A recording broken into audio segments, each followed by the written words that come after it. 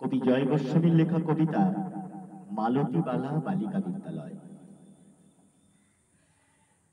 বেণীমাধব, বেণীমাধব, তোমার বাড়ি যাব।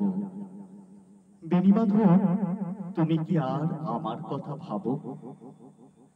বেণীমাধব, মোহনবাসী তমাল তরুমূলে বাজিয়েছিলে, আমি তখন মালতী স্কুলে। ডেস্কে বসে অঙ্ক করি, ছোট্ট ক্লাস ঘর। বাইরে দিদিমণির পাশে দিদিমণির বর।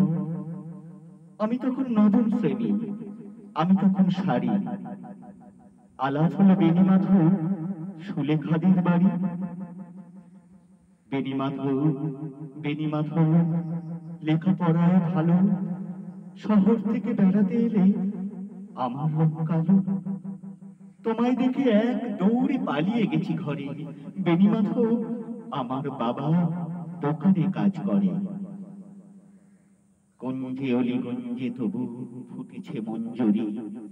সন্ধে বেলা পড়তে বসে অঙ্কে ভুল করি।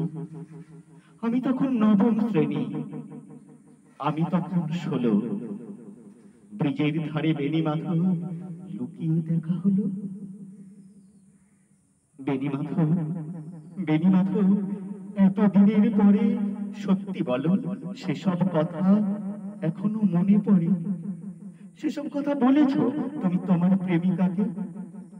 আমি কেবল একটা দিন তোমার পাশে তাকে দেখেছিলাম আলোর নিচে অপূর্ব সে আলো। স্বীকার করি দুজনকে মানিয়েছিল ভালো। জড়িয়ে দিল চোখ আমার, পুড়িয়ে দিল চোখ। বাড়িতে এসে বলেছিলাম ওদের ভালো হোক। রাতে এখন ঘুমোতে যাই একতলার ঘরে। মেঝের উপর বিছানা পাতা, জ্যোৎস্না এসে পড়ে। আমার পরে জীবন ছিল চোরা পথের বাঁকে মিলিয়ে গেছে। জানি না আজ কার সঙ্গে থাকে। আজ জুটেছে, কাল কি হবে কালের ঘরে শনি। আমি এখন এই পাড়ার সেলাই দিদিমণি। তবু আগুন, বেণীমাধব, আগুন চলে কই।